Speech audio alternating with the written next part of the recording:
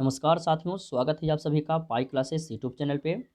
दोस्तों, इस वीडियो में साइंस का लिया गया क्वेश्चन बैंक से 50 महत्वपूर्ण ऑब्जेक्टिव प्रश्न पे डिस्कस करेंगे जो मैट्रिक परीक्षा के लिए काफ़ी ही महत्वपूर्ण है। दोस्तों, जैसा कि आप सभी को पता होगा कि मैट्रिक परीक्षा में क्वेश्चन बैंक से काफ़ी ज़्यादा प्रश्न पूछे जाते हैं। यदि आप लोग इस बार मैट्रिक परीक्षा की तैयारी कर रहे हैं, इस बार एग्जाम देने वाले हैं, तो इस वीडियो को शुरू से अंत तक देखिएगा। यह वीडियो आपके लिए काफ़ी ही महत्वपूर्ण है। इस वीडियो में जितना भी प्रश्न है, सारा प्रश्न आपका क्वेश्चन बैंक से लिया गया है और सारा प्रश्न साइंस का प्रश्न है। तो चलिए वीडियो को शुरू करते हैं, देखते हैं आज का पहला प्रश्न। इसमें सारा प्रश्न आपका वन लाइनर रहेगा, यानी कि ऑप्शन नहीं रहेगा, क्वेश्चन और आंसर रहेगा, ठीक है। क्योंकि हम लोग के पास समय बहुत कम है, जल्दी से हमें रिवीजन करना है, ठीक है, क्वेश्चन में को रिवीजन करना है, ठीक है। तो चलिए देखते हैं आज का पहला प्रश्न। जल्दी से सभी लोग वीडियो को लाइक कर दीजिए। जो चैनल पर पहली बार आया है, चैनल को सब्सक्राइब करके बेल आइकन प्रेस कर लीजिएगा। देखिए, पहला प्रश्न है, करा कि प्रकाश तरंग का उदाहरण है। तो ऑप्शन में देखिएगा दोस्तों, विद्युत चुम्बकीय तरंग यदि दिया हुआ रहता है तो वो प्रकाश तरंग का उदाहरण हो जाएगा। तो याद रखिएगा, प्रकाश तरंग का उदाहरण विद्युत चुम्बकीय तरंग। दूसरा क्वेश्चन देखिए, दूसरा क्वेश्चन कि उत्तल लेंस में बना प्रतिबिंब होता है। तो उत्तल लेंस में जो प्रतिबिंब बनता है वो वास्तविक और उल्टा बनता है। तो याद रखिएगा, उत्तल लेंस में प्रतिबिंब कैसा बनता है, तो वास्तविक और उल्टा बनता है। क्वेश्चन नंबर 3 में पूछा गया कि प्रकाश की किरणों का पथ दर्शाने वाले चित्रों को क्या कहा जाता है। तो किरण आरेख कहा जाता है। प्रकाश के किरण का जो पथ को दर्शाता है, उस चित्र को किरण आरेख कहते हैं। क्या कहते हैं? किरण आरेख कहते हैं। अगला क्वेश्चन देखिएगा, क्वेश्चन नंबर 4 में पूछा गया कि जिस वस्तु से प्रकाश निकलता है उसे कहा जाता है। क्या कहा जाता है जी? तो प्रकाश स्रोत कहा जाता है। यानी कोई वस्तु से प्रकाश निकल रहा है तो उस वस्तु को क्या कहेंगे? तो प्रकाश स्रोत कहेंगे। क्वेश्चन नंबर 5 देखिए, क्वेश्चन नंबर 5 में पूछा गया कि प्रकाश के किरणों के समूह को क्या कहते हैं। तो जिस वस्तु से निकलेगा उसको प्रकाश स्रोत कहते हैं।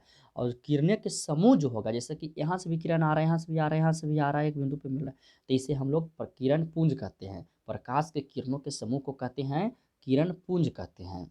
अगला क्वेश्चन, क्वेश्चन नंबर 6 में देखिए पूछा गया कि कोशिका का पावर हाउस किसे कहा जाता है। कोशिका का पावर हाउस किसे कहा जाता है? तो माइटोकॉन्ड्रिया को कहा जाता है। यानी इसका आंसर क्या हो जाएगा? माइटोकॉन्ड्रिया हो जाएगा, ठीक है। याद रखिएगा, ये सब महत्वपूर्ण प्रश्न है, हमेशा परीक्षा में पूछे जाते हैं और इस बार भी पूछेगा। क्वेश्चन नंबर 7 में पूछा गया कि अग्नाशय द्वारा हार्मोन का स्राव होता है, तो क्या इंसुलिन का होता है? जी, इंसुलिन का ही होता है। अग्नाशय द्वारा हार्मोन का जो स्राव होता है वो इंसुलिन का, यानी इसका आंसर क्या हो जाएगा? इंसुलिन हो जाएगा, ठीक है। अगला क्वेश्चन, क्वेश्चन नंबर 8 में पूछा गया कि दो तंत्रिका कोशिका के मध्य खाली स्थान को क्या कहते हैं। दो तंत्रिका कोशिका के मध्य जो खाली स्थान है, उस खाली स्थान को क्या कहते हैं? तो सिनेप्स कहते हैं। इसका आंसर सिनेप्स हो जाएगा। क्वेश्चन नंबर 8 जल्दी से रिवीजन कर लेते हैं 50 प्रश्न को। 9 नंबर में है कि किस वर्ग वाले व्यक्ति किसी को भी अपना ब्लड दे सकते हैं। देखिए, ब्लड 4 प्रकार का होता है, पढ़ाएं आपको। तो कौन सा ग्रुप, किस वर्ग वाले जो व्यक्ति होगा वो किसी का भी ब्लड दे सकता है, तो वो ग्रुप वाला, इसे सर्वदाता भी कहा जाता है, ये सभी का दे सकता है। तो इसका आंसर क्या हो जाएगा? कौन ग्रुप वाला? वो वर्ग वाले जो व्यक्ति होगा वो किसी का भी अपना ब्लड दे सकता है। क्वेश्चन नंबर 10 पूछा गया कि मीथेन के अणु का आकार होता है। तो मीथेन का जो सूत्र होता है CH4 होता है, ये भी याद रखिएगा। और इसे मार्क्स गैस के नाम से भी जानते हैं, मीथेन का, ठीक है। और इसका जो आकार होता है, अणुओं का आकार जो होता है वो समचतुष्फलकीय होता है। कैसा होता है? समचतुष्फलकीय होता है, ठीक है। तो यह प्रश्न में 3 प्रश्न है, पहला, दूसरा और तीसरा, तीनों प्रश्न को आपको याद रखना होगा। क्वेश्चन नंबर 11 नंबर में पूछा गया कि उन हाइड्रोकार्बन का नाम बताइए जिससे एथेनॉल बनता है। तो इथेन है उन हाइड्रोकार्बन का नाम, तो वो कौन है? तो इथेन है, जिससे एथेनॉल बनता है। क्वेश्चन नंबर 12 में पूछा गया कि बेंजीन कैसा हाइड्रोकार्बन है। बेंजीन कैसा हाइड्रोकार्बन है? तो एरोमेटिक हाइड्रोकार्बन है। और आप सभी लोग से हम इसका रासायनिक सूत्र पूछते हैं, तो इसका रासायनिक सूत्र क्या होगा? सभी लोग बताइएगा, बेंजीन का रासायनिक सूत्र क्या है? आप सभी लोग नीचे कमेंट बॉक्स में बताइएगा जिनको याद है, ठीक है। याद रखिएगा, बेंजीन कैसा हाइड्रोकार्बन है? तो एरोमेटिक हाइड्रोकार्बन है, ठीक है। जो प्रश्न पूछे हैं सभी का आंसर आना चाहिए। क्वेश्चन नंबर 13 लाफिंग गैस का सूत्र होता है, तो N2O होता है। यह गैस की जानते हैं, जहाँ दंगा फसाद वगैरह होता है ना, वहाँ पे इसका उपयोग किया जाता है लाफिंग गैस का, जिसका सूत्र होता है N2O होता है, ठीक है, याद रखिएगा। क्वेश्चन नंबर 14 में पूछा गया है कि CaOCl2 का प्रचलित नाम क्या है। तो विरंजक चूर्ण है, कैल्शियम ऑक्साक्लोराइड। CaOCl2 का प्रचलित नाम विरंजक चूर्ण होता है, ठीक है, याद रखिएगा। क्वेश्चन नंबर 15 15 नंबर में पूछा गया कि डायनेमो में ऊर्जा का कैसा रूपांतरण होता है। तो याद रखिएगा दोस्तों, डायनेमो जो होगा वो यांत्रिक ऊर्जा को विद्युत ऊर्जा में परिवर्तित करेगा, और मोटर जो होगा, मोटर वो विद्युत ऊर्जा को यांत्रिक ऊर्जा में परिवर्तित करता है। तो यह दोनों प्रश्न में बहुत सारे स्टूडेंट कंफ्यूज कर जाते हैं कि मोटर किस में परिवर्तित करेगा, डायनेमो किस में करेगा। तो याद रखिएगा, डायनेमो यांत्रिक को विद्युत में और मोटर विद्युत को यांत्रिक में। ठीक है। क्वेश्चन नंबर 16, विभव और विभवांतर का एसआई मात्रक क्या होता है? तो वोल्ट होता है। विभव और विभवांतर का एसआई मात्रक वोल्ट होता है, जिसे वी से सूचित करते हैं। ठीक है। क्वेश्चन नंबर 17 देखिए। क्वेश्चन नंबर 17 में पूछा गया है कि श्वेत प्रकाश के विभिन्न वर्णों में विभक्त होने की घटना को क्या कहते हैं? तो वर्ण विक्षेपण कहते हैं। श्वेत प्रकाश यानी कि सूर्य के प्रकाश जब विभिन्न वर्णों में विभक्त होता है, 7 रंगों में विभक्त होता है, सभी को पता होगा, तो उस घटना को क्या कहते हैं? तो वर्ण विक्षेपण कहते हैं। इसका सही आंसर हो जाएगा वर्ण विक्षेपण। क्वेश्चन नंबर 18 में पूछा गया है कि दांतों का क्षय कब प्रारंभ हो जाता है, यानी कि दांतों का क्षय टूटना वगैरह जो होता है वो कब प्रारंभ हो जाता है? जब मुंह का पीएच मान 5.5 से कम हो जाता है, तब दांतों का क्षय प्रारंभ हो जाता है। 5.5 यानी कि अम्लीय वर्षा का भी पीएच मान होता है 5.5 से, 5.5 से कम जो होता है वो अम्लीय वर्षा का पीएच मान होता है। तो ये सब हम आपको पहले भी पढ़ा चुके हैं, तो आपको याद रहना चाहिए। ठीक है। 19 नंबर क्वेश्चन, मैग्नीशियम पाया जाता है। तो मैग्नीशियम जो है वो क्लोरोफिल में पाया जाता है, और मैग्नीशियम का फीता जो है इसे वायु की, बिना वायु की उपस्थिति में भी जलाया जा सकता है, मैग्नीशियम का फीता का। ठीक है। क्वेश्चन नंबर 20, 20 में पूछा गया कि हरे पौधे कहलाते हैं तो उत्पादक कहलाते हैं। हरे पौधे क्या कहलाते हैं? तो उत्पादक कहलाते हैं। क्वेश्चन नंबर 21, पत्तियों में गैस का आदान प्रदान होता है। तो पत्तियों में जो गैस का आदान प्रदान होता है वो किससे होता है? तो रुद्रों से होता है। तो ऑप्शन अच्छी तरह से चेक कर लेना है, रुद्र दिया रहेगा तो इसका सही आंसर रुद्र हो जाएगा। क्वेश्चन नंबर 22 में पूछा गया है कि श्वसन क्रिया के बाद निर्माण होता है तो क्या ऊर्जा का? श्वसन, देखिए श्वसन क्रिया के बाद जो निर्माण होता है वो किसका? ऊर्जा का निर्माण होता है। जैसे प्रैक्टिकली आप लोग ये श्वास लीजिए, छोड़िए तो देखिए गर्म महसूस होगा, तो इससे ऊर्जा का निर्माण होता है। तो इसका आंसर क्या हो जाएगा? ऊर्जा का हो जाएगा। ये सब प्रैक्टिकली है, आप लोग को याद रहना चाहिए। 23 नंबर क्वेश्चन में पूछा गया विद्युत फ्यूज विद्युत धारा के किस प्रभाव पर कार्य करता है? काफी महत्वपूर्ण यह प्रश्न है। तो विद्युत फ्यूज जो है वो विद्युत धारा के उष्मीय प्रभाव पर कार्य करता है। किस पर? उष्मीय प्रभाव पर। क्वेश्चन नंबर 23 हो गया। 24 देखिएगा, प्राकृतिक में ऑक्सीजन का संतुलन कैसे बना रहता है? यह भी महत्वपूर्ण प्रश्न है। तो याद रखिएगा, प्राकृतिक में जो ऑक्सीजन का संतुलन, कभी मन में नहीं ख्याल आता है कि ऑक्सीजन खत्म काहे नहीं होता है? तो प्राकृतिक में जो ऑक्सीजन का संतुलन है वो प्रकाश संश्लेषण की क्रिया से ही बना रहता है। क्वेश्चन नंबर 24 हो गया। 25 देखिएगा, हजामत बनाने के लिए कौन सा दर्पण उपयोग होता है? हजामत यानी कि दाढ़ी बाल बनाने के लिए। ठीक है। तो सैलून वगैरह हम जाते हैं, देखते हैं हजामत बनाने के लिए, दाढ़ी बाल बनाने के लिए अब्तल दर्पण का प्रयोग वहाँ पे किया जाता है। तो इसका आंसर अब्तल दर्पण का हो जाएगा। हजामत के जगह पे डायरेक्ट आपको पूछेगा सैलून में, तो कंफ्यूज नहीं होना है, दोनों जगह सेम। 26 नंबर क्वेश्चन, रक्त में उपस्थित प्लेटलेट्स के कारण होता है। तो रक्त में उपस्थित प्लेटलेट्स के कारण रक्त में थक्का होता है। क्या होता है? रक्त में थक्का होता है। तो रक्त में थक्का किसके कारण होता है? तो रक्त में उपस्थित प्लेटलेट्स के कारण होता है, याद रखिएगा। ठीक है। क्वेश्चन नंबर 27, 27 है कि इंसुलिन हार्मोन किसके पाचन में सहायक है? तो इंसुलिन हार्मोन जो है वो किसके पाचन में? तो चीनी के पाचन में सहायक है। इसका आंसर चीनी के हो जाएगा। क्वेश्चन नंबर 28, पौधे हरे क्यों होते हैं? काफ़ी महत्वपूर्ण प्रश्न है यह। तो पौधे हरे क्लोरोफिल के कारण होते हैं। ठीक है। परीक्षा में सब पूछा गया, एक बार नहीं 2-3 बार पूछा गया प्रश्न है। तो याद रखिएगा, पौधे हरे क्यों होते हैं? तो क्लोरोफिल के कारण होते हैं।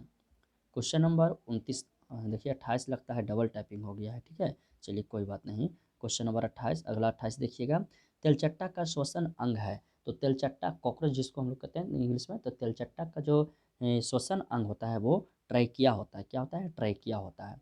ठीक है। अगला क्वेश्चन, क्वेश्चन नंबर 30, 30 में है, स्टार्च पर क्या डालने पर रंग नीला काला हो जाता है? स्टार्च पर आयोडीन जब डालिएगा तो रंग नीला और काला हो जाएगा। क्या हो जाएगा? नीला और काला, जब स्टार्च पर आयोडीन हम डालेंगे तब। ठीक है, जिसका आंसर आयोडीन होगा।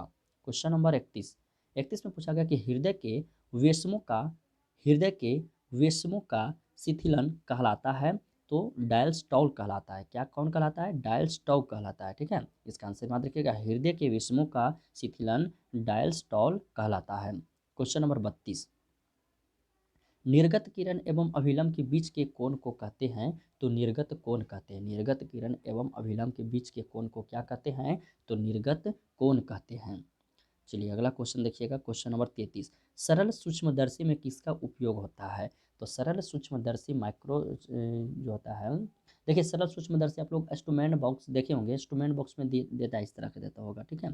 पहले के इंस्ट्रूमेंट बॉक्स में मिलता था, अब शायद नहीं दे रहा है। तो इसमें जो है उत्तल लेंस का उपयोग किया जाता है सरल सूक्ष्मदर्शी में, ठीक है, याद रखिएगा उत्तल लेंस। क्वेश्चन नंबर 34 में पूछा गया प्रकाश तरंग का उदाहरण है, तो विद्युत चुंबकीय तरंग, यह तरंग जो है वो प्रकाश तरंग का उदाहरण है।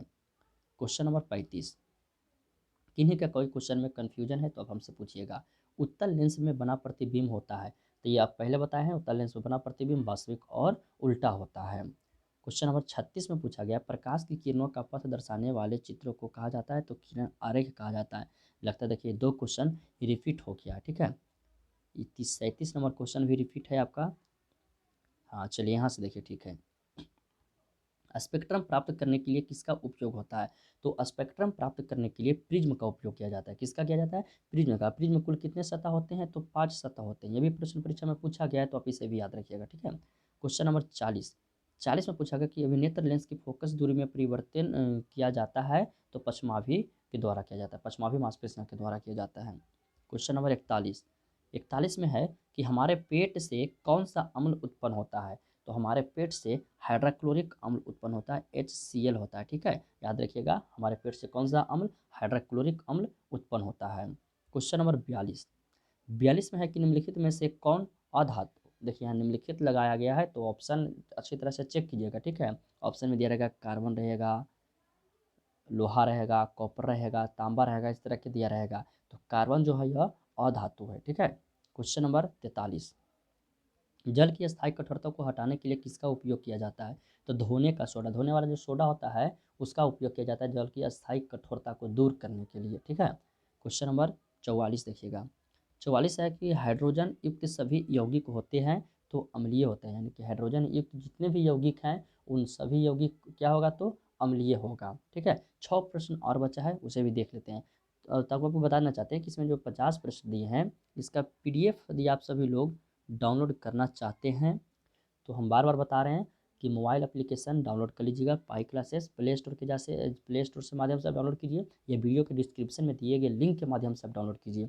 प्ले स्टोर में आपका PDF अवेलेबल है, जाके वहाँ से डाउनलोड कर लीजिएगा, या फिर आप वेबसाइट से भी जाके PDF डाउनलोड कीजिएगा, उसका लिंक भी हम वीडियो के डिस्क्रिप्शन में दे देंगे, ठीक है। तो सभी लोग जाके PDF डाउनलोड कीजिए, PDF रहेगा दोस्तों, तो कभी भी रिविजन कर लीजिएगा आप लोग।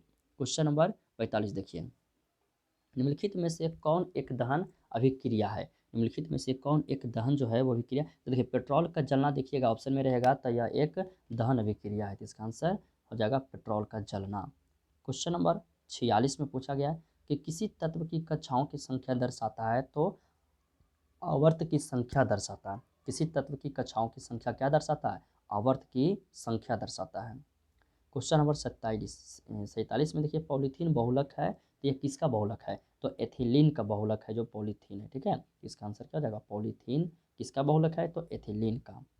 48 नंबर क्वेश्चन, सोडियम एसीटेट को सोडा लाइम से प्रक्रिया कराते हैं तो बनता है, क्या बनता है, तो सोडियम एसीटेट को सोडा लाइम के साथ जब प्रक्रिया कराते हैं तो मीथेन बनता है। सूत्र आपको बताए किए हैं, CH4, इसको मार्क्स के इसके नाम से भी जानते हैं। क्वेश्चन नंबर 49, पूछा गया कि कार्बन आवर्त सारणी के किस ग्रुप का तत्व है, तो चौथा ग्रुप का तत्व है, कार्बन आवर्त की सारणी के चौथा ग्रुप का तत्व। क्वेश्चन नंबर 50, लास्ट क्वेश्चन है, प्राकृतिक गैस का मुख्य अवयव है, तो प्रोपेन है, प्राकृतिक गैस का मुख्य अवयव प्रोपेन है, ठीक है। तो इसका सभी लोग जाइए और PDF डाउनलोड कीजिए, वीडियो के डिस्क्रिप्शन चेक कीजिए, लिंक दिया गया है एप्लीकेशन का, आप लोग एप्लीकेशन डाउनलोड कीजिए। उस देखिए एप्लीकेशन से आपको फ़ायदा क्या होगा कि वहाँ पे तो पहले आपका ऑब्जेक्टिव और सब्जेक्टिव प्रश्न मिल जाएगा, क्लास 10th का साइंस का मिल जाएगा, सोशल साइंस का भी बहुत जल्द अपडेट किया जा रहा है, और जितना भी हम वीडियो बनाएंगे, जितना भी हम आपका PDF देंगे, उन सभी PDF आपका एप्लीकेशन पे अपलोड करेंगे। तो एप्लीकेशन से आप जुड़े रहिएगा तो उसका नोटिफिकेशन जाएगा आपके पास, और जाके PDF आपको डाउनलोड कर लेना है, ठीक है। तो सभी लोग जाके एप्लीकेशन को डाउनलोड करके गूगल से लॉगिन हो जाइएगा, ठीक है, ईमेल ID से। धन्यवाद दोस्तों। मिलते हैं अगले वीडियो में। वीडियो पसंद आए हो तो वीडियो को लाइक कीजिए, अपने दोस्तों में शेयर कीजिए। जो स्टूडेंट चैनल पर आए हैं पहली बार, चैनल को सब्सक्राइब करके बेल आइकन दबा लीजिए, ताकि मैट्रिक परीक्षा से संबंधित इसी तरह का हर एक वीडियो का नोटिफिकेशन आपको समय से मिलता रहे।